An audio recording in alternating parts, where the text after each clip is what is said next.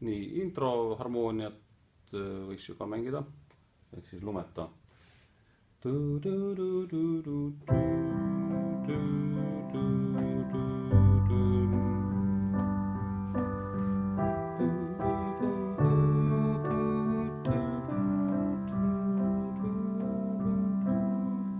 No, mingi selline.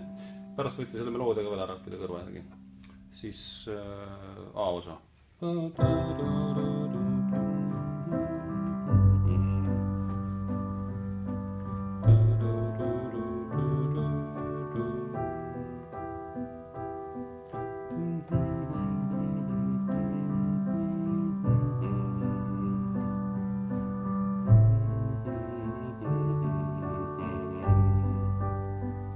See kordab ja refrään on praktiliselt sama harmoonia.